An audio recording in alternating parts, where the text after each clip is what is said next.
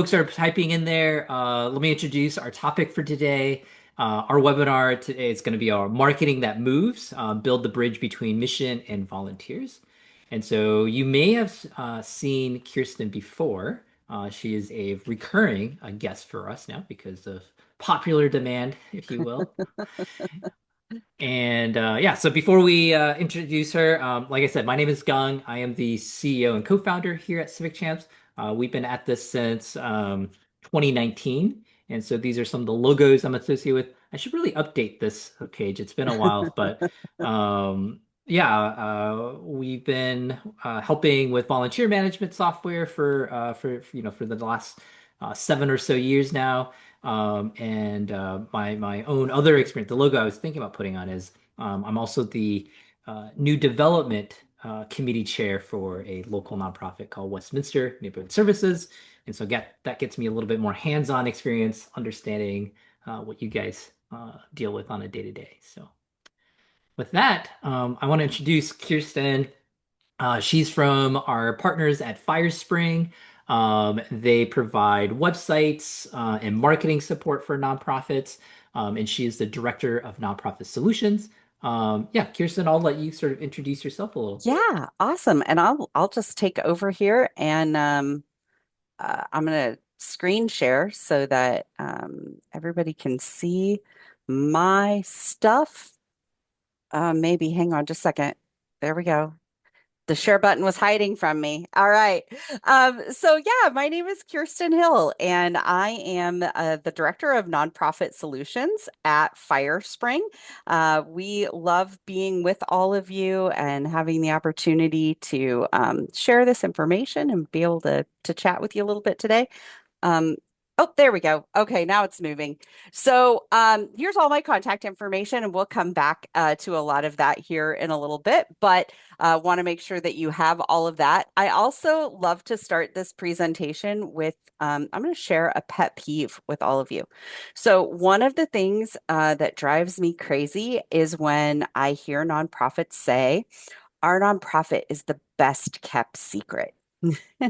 And it really like grates on my nerves because I think that is not a badge of honor. It's somewhat a failure of marketing and it's a failure of imagination. And so my part of my goal is to make sure that we don't have any of you being the best kept secret anymore, that people know who you are and know what you do. So, a little bit of info just very briefly about Firespring. We are based out of Lincoln, Nebraska, but we have clients in all 50 states in the US and 11 countries internationally, or 10 countries internationally, I think, right now. We provide strategic guidance that's activated through marketing, printing, and technology. So, we have a solution in each of those areas. We're most known for our nonprofit websites. We also are the first certified B Corporation in the state of Nebraska. So Firespring's committed to serving the public benefit, and we're really excited to do that through leveraging our people, our products, and our profit for more good. All right, let's just jump right into things today. So we are going to talk about the marketing that moves, how we build the bridge between mission and volunteers. So I have 10 planks that we're going to go over for a reliable marketing bridge. I'm going to really lean into that bridge theme today. We're going to talk a little bit about brand clarity, how and why you need to have good brand clarity, 5 key components that you need for an effective marketing campaign, clarity and storytelling in order to drive action, and the 7 essential things that you need for a great website that tells your story. I'm going to wrap up with some action steps. I'll leave a couple of minutes for Q&A at the end. I know that Gung will send out follow-up to today's presentation. We can also send out follow-up information as well, especially if you want to, stay connected with Firespring. You can certainly scan this QR code. If you want to wait till the end and decide if you like what I have to say first, I'll bring the QR code back at the end. And like I say, I know you can get the same information through our friends over at Civic Champs. So here is a little bit of information about a workbook that we also have available for today's session, and we will send that out to all of you as well. So I just wanted to give you a heads up that there will be a workbook coming. So, how many of you who are in today's session, and you can put your answers to this in the chat, how many of you have marketing as your only responsibility? So, like, that's all you do is just marketing. Versus how many of you have marketing that is one of your roles, right? So it's like the other duties as assigned, right? It's all of the other things that you have to do. So I'm curious if I've got any people in the room that are just marketing only, or if you're volunteer based only. Why don't you just tell me in the chat kind of what your primary roles are? And then I want to know like how confident you are in marketing for your organization. So, oh, somebody's marketing and volunteer coordinator, one of those great combined roles.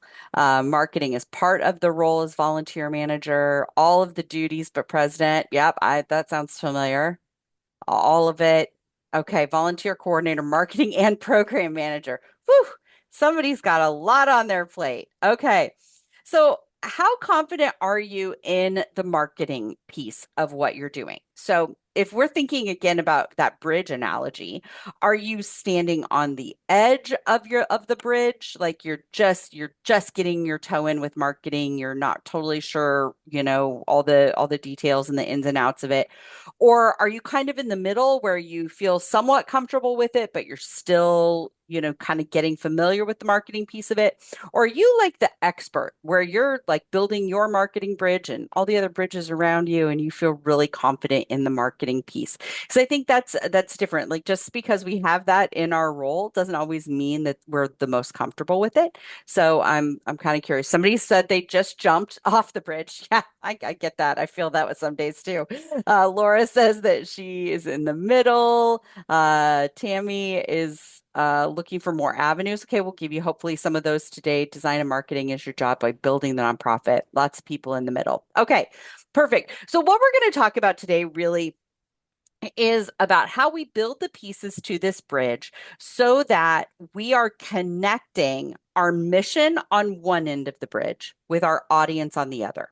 And I will tell you that what I tend to find, just in general, is a lot of nonprofits putting out marketing materials that are all about everything that they want people to know, and it has less focus on what your audience is looking for. What information are they coming to find?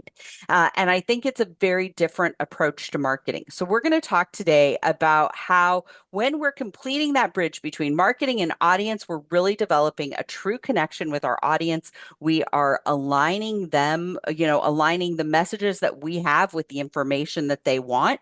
And if there are any planks missing in the bridge, that gap then is really what leads to misunderstanding. It's what leads to confusion and often disconnection with our volunteers. So, we're going to go through today what I think are the 10 planks that you need for audience centered marketing. And we're going to go over them plank by plank. So, the first way that we make sure that we're connecting our marketing with our audience is by knowing who our audience is. There's an old adage, an old saying in marketing that if you are marketing to everyone, you're reaching no one. And I am a huge believer in that. If we're trying to make our marketing so universal that it reaches every possible person that we're trying to communicate with, then what ends up happening is that we lose out on the clarity and our marketing is just really ineffective.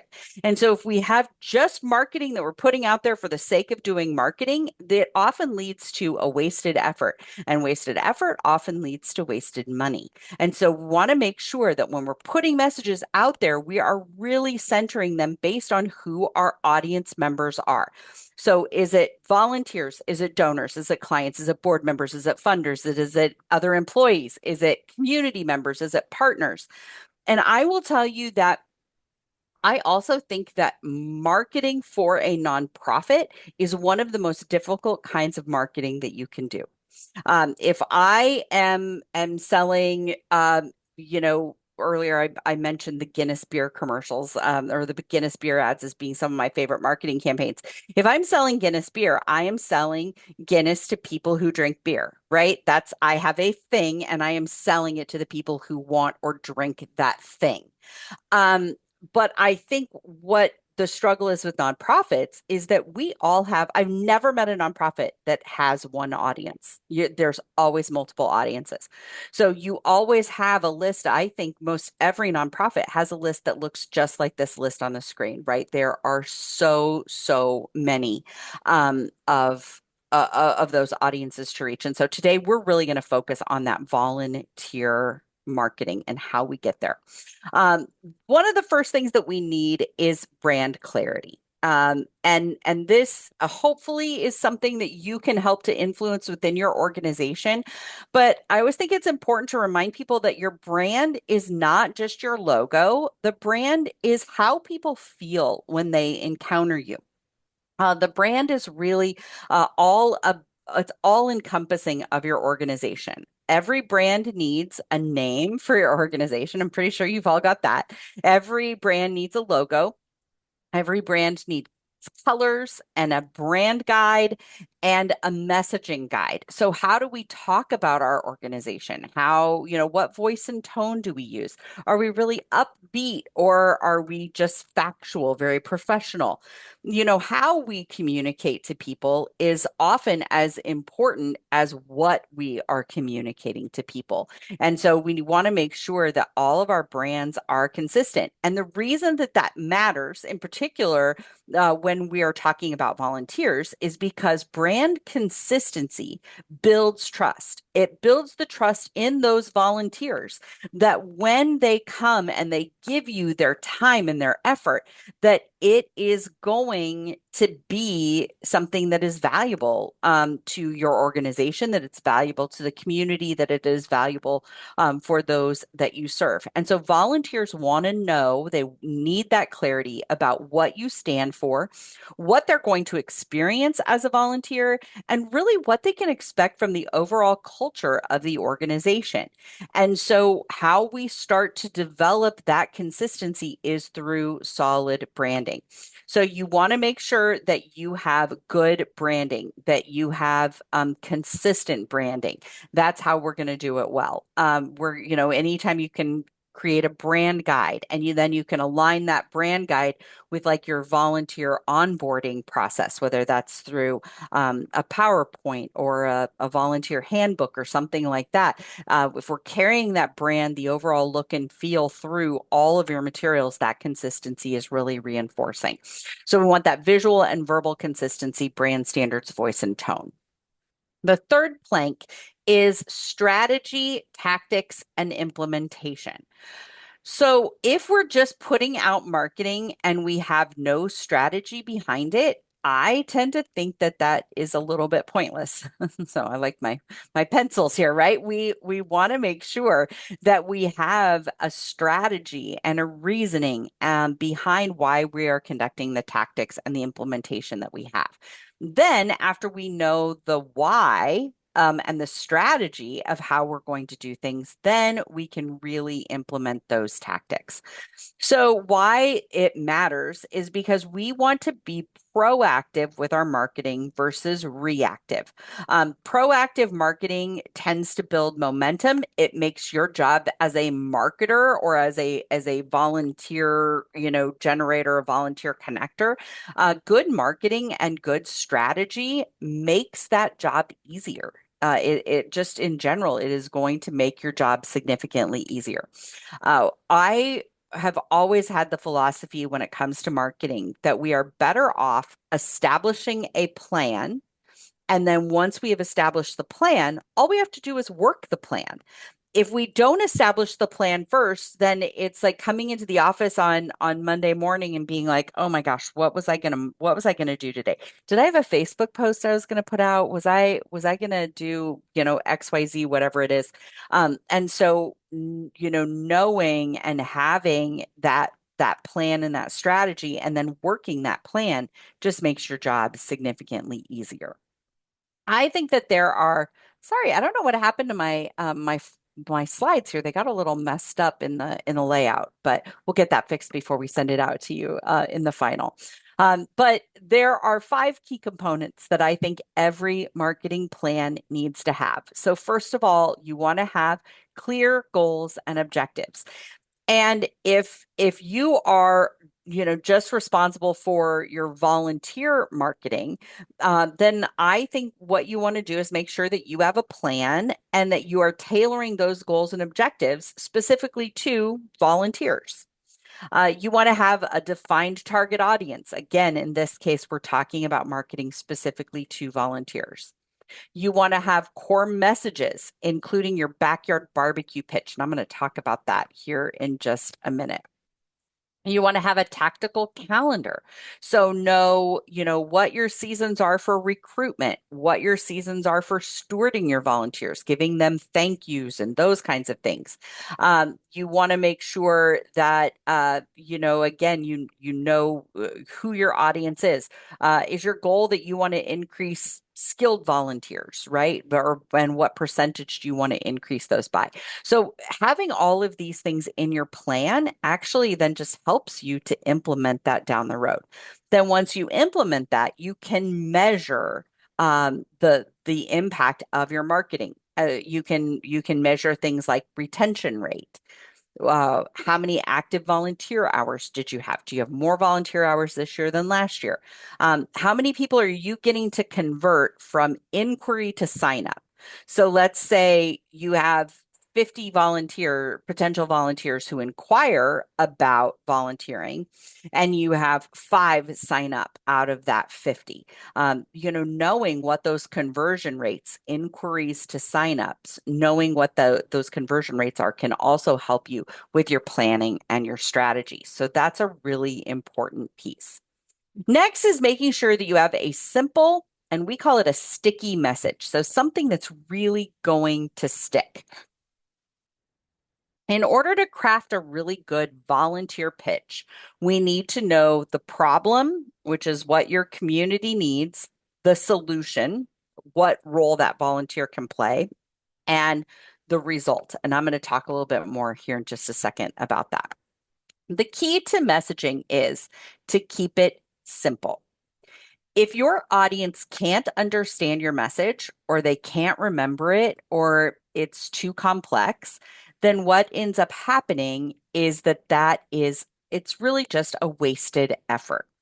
And we don't want to have wasted effort. And so the more simple you can make your messaging, the better off. I do want to pause just a second because I think Kendra had a question about the planning and strategy, and I think it's a really important one. So she asked if I could give an example of proactive marketing versus reactive marketing. So proactive marketing would be, I have my calendar planned out for the entire year, and I know what dates I'm going to do my volunteer outreach, what dates I'm going to do my volunteer thank yous, what dates I'm going to, maybe solicit for more volunteers, those kinds of things. That's a proactive marketing plan.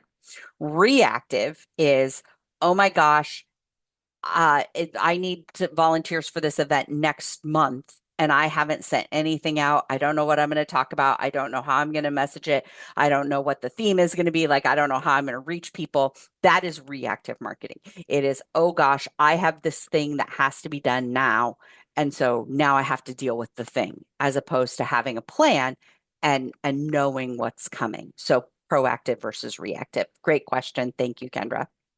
And it matters. So we're now back to talking about the messaging, right? And the clarity. Clear messages drive action. That's why it's important that we, make our messages as clear as possible. One of the things that I think is most important for overall messaging and marketing is to have what I like to call a one-liner or a backyard barbecue pitch. I will tell you, this is a concept that comes from this book. If you haven't read Building a Story Brand by Donald Miller, this is one of my most favorite marketing books, and I think that it is, in my opinion, kind of a revolutionary way that we connect with our audiences and the way that we talk about things. So this concept that I'm going to talk to you about next, the one-liner, comes from Donald Miller from the Building a Story Brand book. This, you can check it out at your library. You can, buy it online. You can buy it at your local bookstore.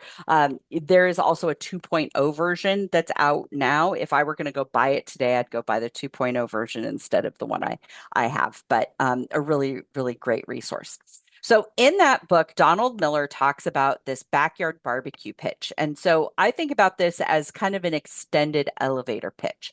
If you meet somebody at a backyard barbecue, or maybe it's a Christmas party this time of year, some sort of New Year's party, or you're at some sort of gathering, and somebody asks you, "What do you do?"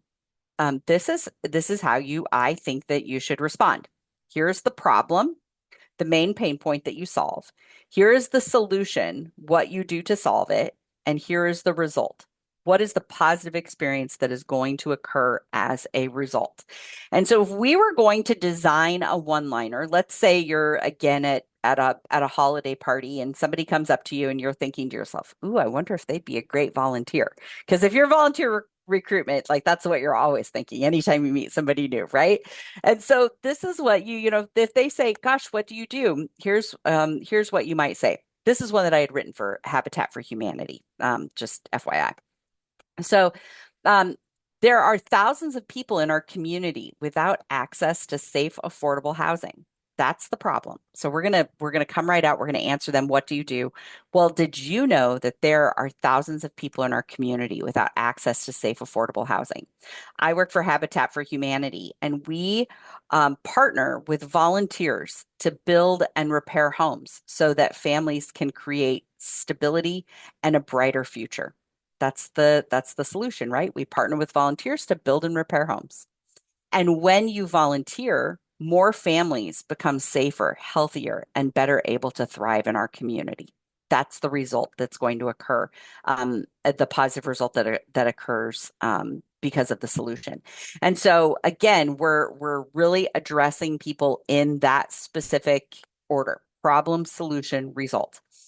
A couple of things I think about this. I think that it really hones in on exactly who you are, exactly what you do. And I think that it makes a huge difference in, helping us to clarify. So habitat, I work with a lot of habitats, and habitats in particular have just a ton of different ways that they could answer that question.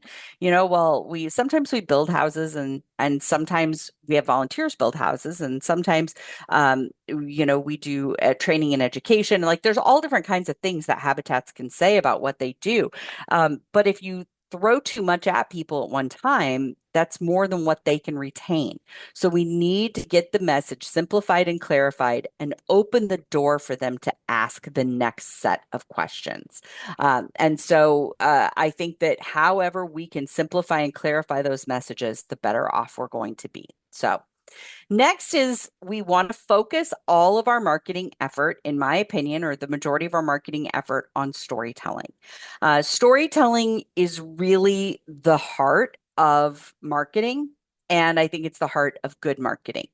What storytelling does is that it helps to inspire people. I can give someone a list of facts and figures about, how many houses get built, or I can give somebody a facts and figures about how many kids have mentors, or how many meals we delivered, or how much food was distributed, right? All kinds of organizations have lists of facts and figures, but it's really the stories that help to inspire people.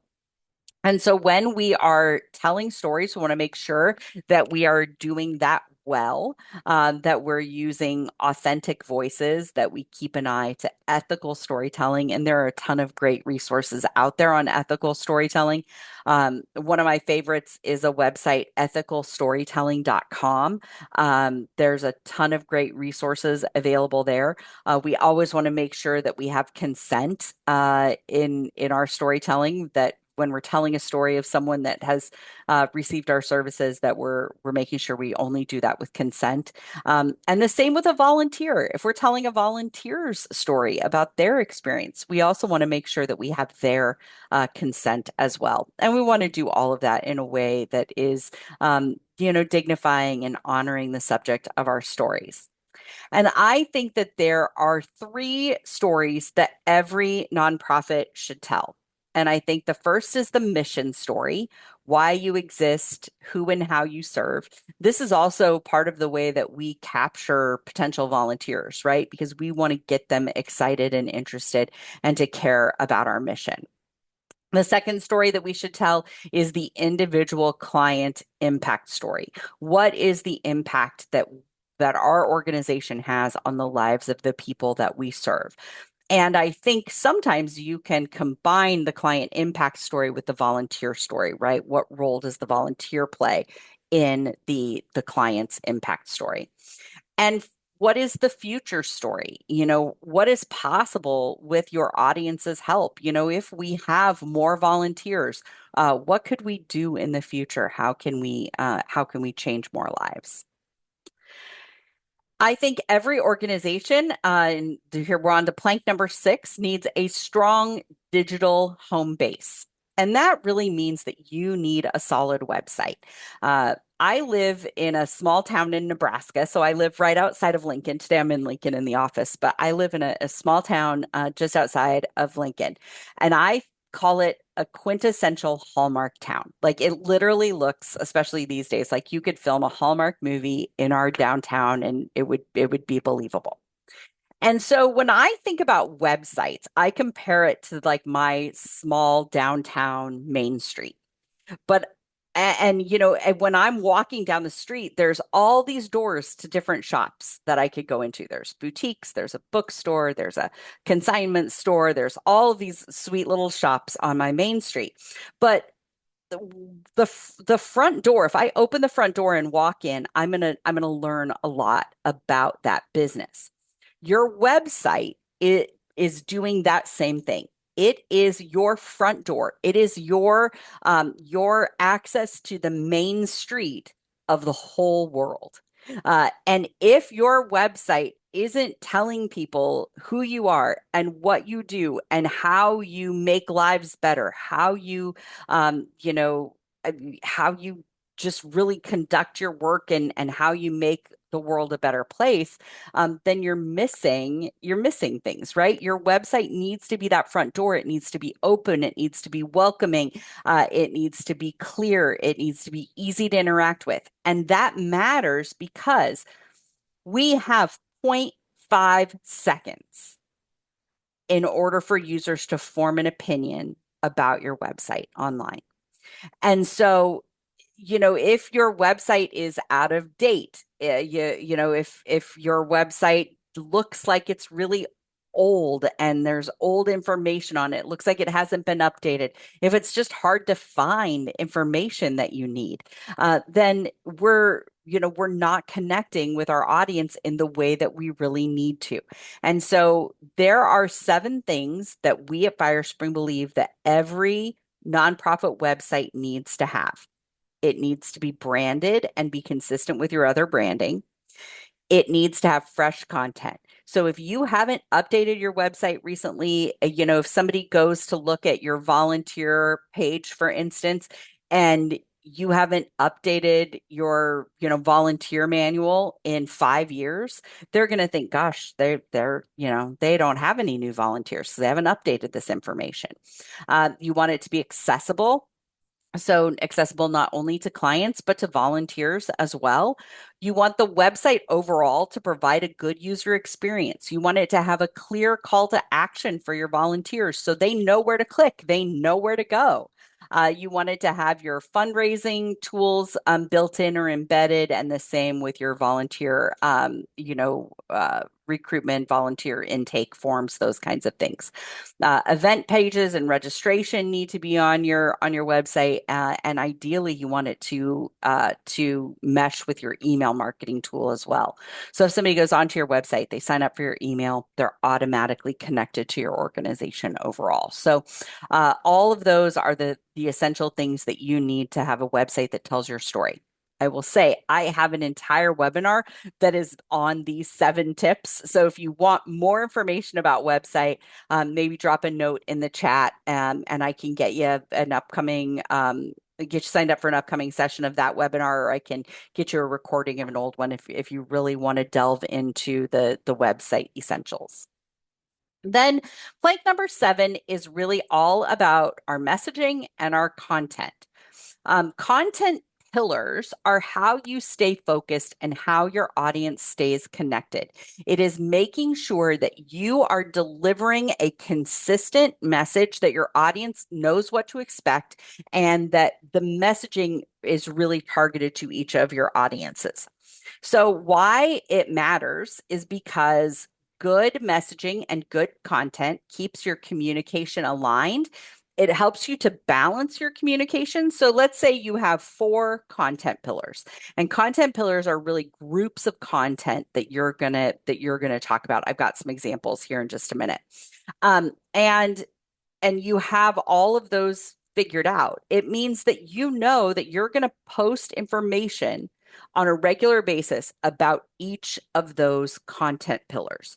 So instead of suddenly you look at your website and there's or your social media and there's nothing on it about volunteers, it's all about donations or donors, or you look at it and it's all about programs and there's no information about volunteers or donations, then that's how our information gets out of balance, and people get tired of just having the same information.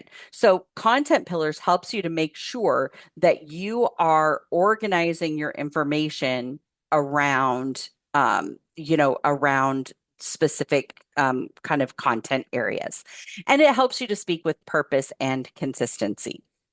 So there are 5 content pillars that I think every nonprofit needs. You need to make sure that you're sharing impact stories, that you are sharing education and resources, that you are sharing community partnerships, and just information about how you impact your community overall. Calls to action. I think this is really, where we are, talking about join us, serve with us, volunteer today. Organizational culture and behind the scenes. What do things look like when your volunteers are in your organization? What's their experience look like? Your impact stories can also be all about volunteer stories. You could even have your education be about what to expect when people are volunteering. So I think that these are, just examples. Your community and partnerships, maybe that's people who volunteer as part of corporate groups or company volunteer opportunities. So I think that's 5 good examples of potential nonprofit content pillars for volunteer specific marketing. Here are 5 messages then that I think volunteers really need to hear. You are needed. Your time creates real impact. You are going to be supported. If you come here to volunteer, we're not going to leave you on an island. We are going to be there to help you. You belong here. You are important. You are valued, and we'll find a place for you to be. And number 5, your service as a volunteer makes our mission possible. So I think those are 5 great messages for volunteers to hear as well. Plank number 8 is consistent audience-focused email marketing. Email is going to be one of your highest converted marketing channels if you do your email right. So you want to make sure that when you are sending email communication, that you are segmenting. You're not sending the same message to the same people, but you're segmenting your audiences, that you are personalizing things wherever you can. So is this someone who, in terms of personalization, is this somebody that you know really well? They're, a consistent volunteer that's been a volunteer for more than a year, or maybe 5 years or 10 years. How can you, personalize that email so that you recognize the longevity that they have with your organization?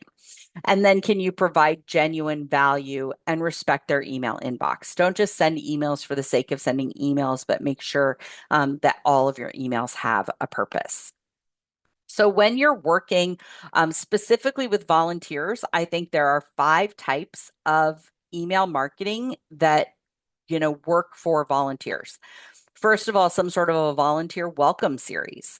You've just signed up to volunteer. Here's what you can expect. Here's who you contact if you can't make it. Here are all of the details for what we're going to expect of you. Um, I know that if I'm going into a new volunteer experience, I appreciate knowing what I'm going to encounter. And I think I'm not alone in that. Next is impact updates. So you've been volunteering with us. Here is the impact that that effort has had on our organization. Next is fundraising appeals. Don't forget to also solicit your volunteers. Your volunteers can be some of your most committed donors, and we don't want to forget that. Next is event invites or volunteer opportunities. Make sure that they're getting messages and emails about things that are going on and new volunteer opportunities. That's a perfect email to send to volunteers. And then finally, newsletters, things that educate them about the organization overall and that celebrate the accomplishments that they have helped you to achieve. There are a handful of barriers that will stop volunteers from signing up. So make sure you're not doing these things in your emails. If they don't know what the role is, they're going to be not likely to sign up. If they don't think that they're qualified, so listing the qualifications is going to be helpful. If the process to sign up to volunteer is too complicated, that will stop them as well. And maybe they don't see others like themselves being involved. Maybe all of the pictures and the communication that they see is young people in the volunteer role, and they don't see anyone of their age or experience level being volunteers. And so, having the images reflect, who they are, I think is really important. Plank number 9 is engaging social media with a purpose. So I want to say right now, you do not have to be everywhere. You just need to be consistent where it matters. If you have a big audience on TikTok, then by all means go ahead and be on TikTok. But if TikTok is not your target audience, if it is not where you are going to find people, if it is not where people are going to find you, just because a platform exists does not mean that you have to be there. And so you want to focus your energy where it makes the most sense. And then you want to be consistent in that area. I see often that people are trying to do too much. They're trying to be on too many platforms. They're trying to be too many things to all people. And then what happens is that all of the effort gets watered down. So you want to emphasize quality over quantity. I would much rather have someone post 2 or 3 times a week with really great engagement and people are interested in what you're posting and they're liking and they're commenting on it and those kinds of things, as opposed to having somebody post twice a day, 5 days a week. Quality over quantity. And also posting with purpose, making sure that you're using good storytelling and you're inviting conversation and not just promoting the things that you are doing. I have a 2-day social media boot camp also. So, like this plank, I am literally just breezing over the surface. If you really need a deep dive in social media, just in general, that would not be volunteer driven, but just something that's social media in general. Let me know because I can certainly get you that information as well. Then plank number 10 is data and empowerment. Bottom line is your audience is already giving you feedback. So whether it's clicks or shares or they're just silent, people are telling you through their actions or their lack of actions, how they are feeling about your marketing. What you really need to do is make sure that someone on your team, probably you, is listening. And so it's so important to make sure that you are have that data out there and that you're using it and that you're checking on it. Go into the back end of your Facebook Business Manager or your LinkedIn Business Manager. Make sure that you are checking on your conversion rates, that you're looking at your website analytics and figuring out who's coming to your site, what pages are they going to, are they able to find the information, or are they getting frustrated and bouncing somewhere else. you don't know those things unless you get into the back end. And everyone, board, staff, even your volunteers, they are all helping to build this marketing bridge. So you need to include other people as much as possible, but they're going to need the data to know what materials they need to buy to build the bridge, right? To how to help you build the bridge. You're going to do that based on good data. So you got to give them good data. And in order to do the data well, you want to make sure specific to volunteering that you're tracking inquiries. Then you're also tracking volunteer retention. How long are people staying? And you're tracking engagement. How many of your volunteers are also donors? How many of your volunteers are also, supporting you in other ways? Those are some things you want to track. You want to then make adjustments based on that information. Treat data as a conversation, not a scorecard, right? That we're not using this data to say, oh, this is you're bad, you're good. It's just a way to have a conversation to continually improve our work. And then empower your team to help you share the messages. Don't be a one-man band. Don't be the only one out there doing volunteer communication. Work with the rest of your team. So here are some action steps that you can do today. So you can go out and identify your key volunteer audiences and then figure out what the messages are that are going to resonate with each of those audiences. Audit the volunteer experience on your website. So go to your website today and put on your cap of I am a potential volunteer, and then look at your website. How is the experience from a user perspective on your website if you're a potential volunteer? Then create and update your marketing plan and make sure that it's geared toward your target audiences. If your organization has a big overall marketing plan, but not one specific to volunteers, create a mini, sub marketing plan that is just about volunteering. Craft a compelling volunteer backyard barbecue pitch. So when you're at those holiday parties this year, you can tell people what you do using the one-liner. Then craft a compelling volunteer story that you can feature on your website and also in your social media, and create a monthly reminder to view your data for volunteer metrics. Even just setting aside 15, 20, 30 minutes once a month to look at your volunteer metrics so it helps to inform your decision-making process, I think is really important. So there's 6 action steps, things you can do today to make a move toward building that marketing bridge. Again, I mentioned FireSpring does websites, printing. We also do marketing, strategic guidance, all of these things. If you're interested, let me know. I'm also referred to a couple of additional webinars. If you want information just in general about our other education, you can go to firespring.com/webinars. I promised I'd bring that QR code back. So if you're interested in getting more materials from FireSpring or learning more from us, please scan this QR code. And it is also right here, as well as all of my other contact information. So you can, reach out to me online. LinkedIn is always a good spot. I'm on there a couple times a week, posting in general. So you can always learn more there as well. So I think that takes us to Q&A. And I know I grabbed that one question just because it distracted me, and I answered that one.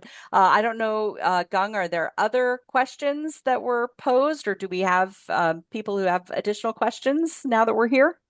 Yeah, so there was one less of a question, but Tammy mentioned she would love to receive the Web Essentials, and Okay, Angela agreed with that. perfect. So, Okay, I can get that to um, you.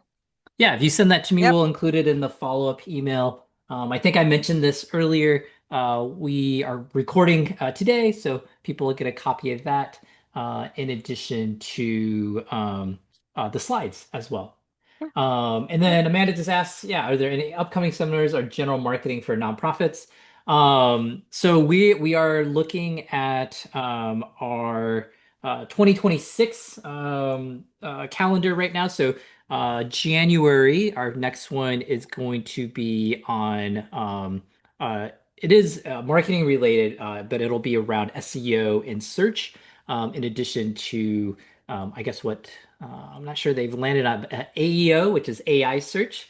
And so we have an expert that's going to join us on January the 8th to talk about that. And so I'm excited for that. So that'll be marketing related. And yeah, we'll see if we can add additional sessions as well.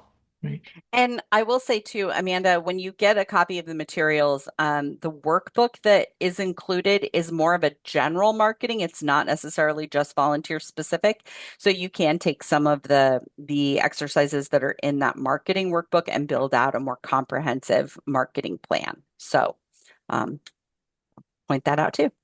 Yeah, absolutely. Yeah, and if you have additional questions, yeah, just put that in the chat here, and we'll circle back to that.